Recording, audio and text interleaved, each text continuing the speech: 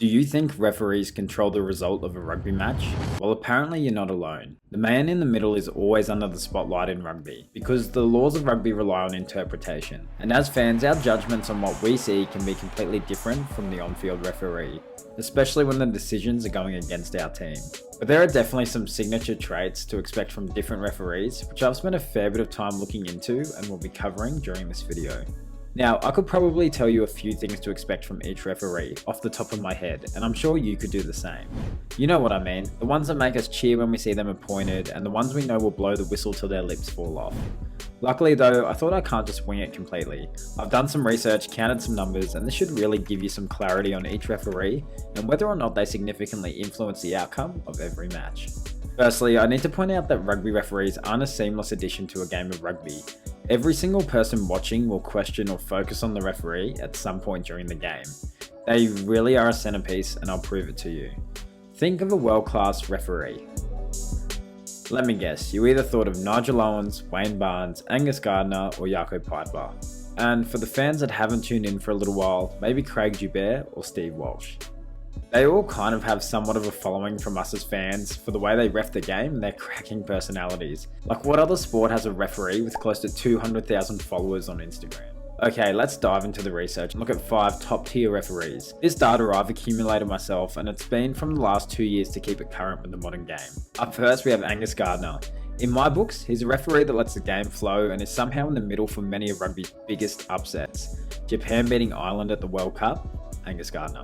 Argentina beating New Zealand in 2020 for their first ever victory over the All Blacks, Angus Gardner.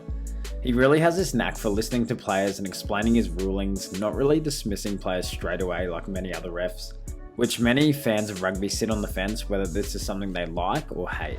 When we look at the numbers, games reffed by Angus Gardner between Tier 1 nations tend to have less tries scored and lowest ball in time play. This actually surprises me. I thought he was one of the best at getting the most action out of a game, which can probably be explained by his constant talking to players. All these small snippets throughout a game definitely add up. I'll say he does have pretty good game management though, encouraging entertaining spectacles for everyone in attendance.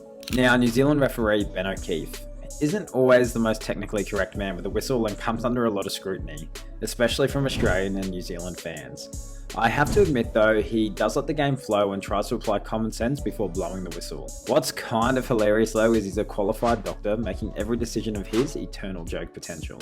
What stands out data-wise from O'Keefe is he dishes out the most number of cards while having a pretty low penalty count, very low tolerance to ill discipline. Refereeing at the professional level for 15 years is Jaco Peyper. Almost everyone would have a Jaco Peyper moment that has just infuriated them, but using the eye test, he's gone from someone who would blow his whistle all the damn time to someone who's really adopted to the style of play in modern rugby. There was one point in time he did come under a lot of heat for posing with Welsh fans, acting out an extremely controversial moment of the match for a photo with some fans. Anyways, when we look into the stats, the lowest penalty count, second highest for carries and tackles, so there's plenty of actions.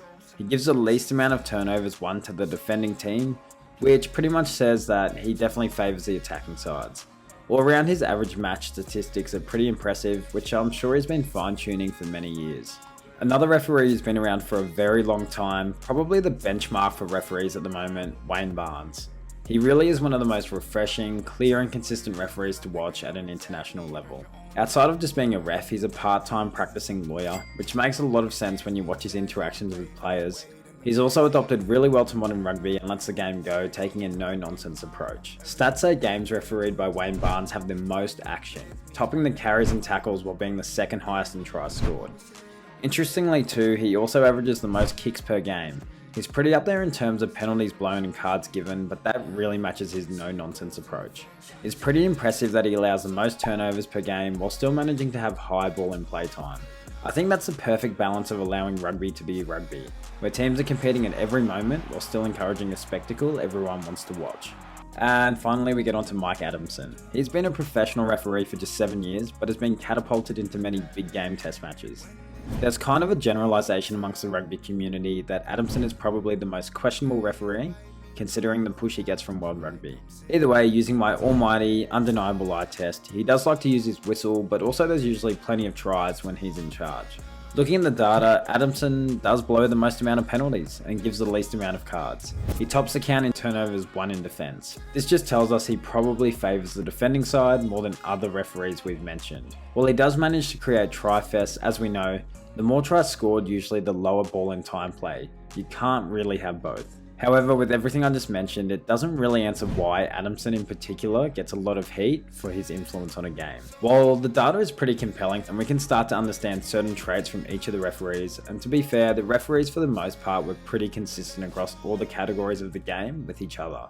I like to categorise 3 areas of refereeing that tends to frustrate the hell out of us. Number 1, centre of attention. The referees blow their whistles so much in a game and are given a lot of airtime compared to many other sports. When the laws are designed to have someone policing every single action in the game, it can start to feel really frustrating when we aren't watching the players as much as the referee. Then there's consistency. We don't really mind as fans if one referee interprets a law a little different to ourselves, as long as they're consistent. If one team gives away 4 penalties before getting a yellow card for repeated infringements, and the other team only does it twice, of course fans are going to be confused and angry.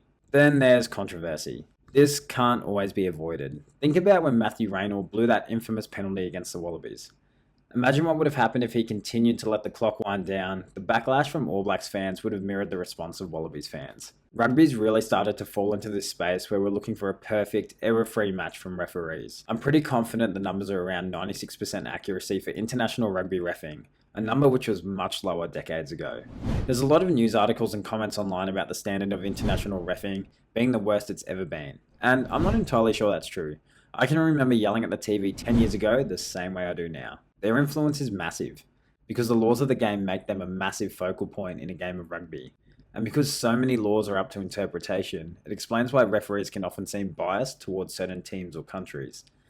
If fans and players are used to seeing a certain style of refereeing, let's say Wayne Barnes and Jaco Peyper, who favour attacking sides, then the next week you have Mike Adamson, who is awarding constant penalties to the defending team, it can form the judgment that Mike Adamson always penalises us when we have the ball. At the moment, they're all competing to earn World Cup selection, so the pressure's on. Let me know what your thoughts are about the referees mentioned, anyone you would like to see me cover, and what I may have missed. See you on the next one.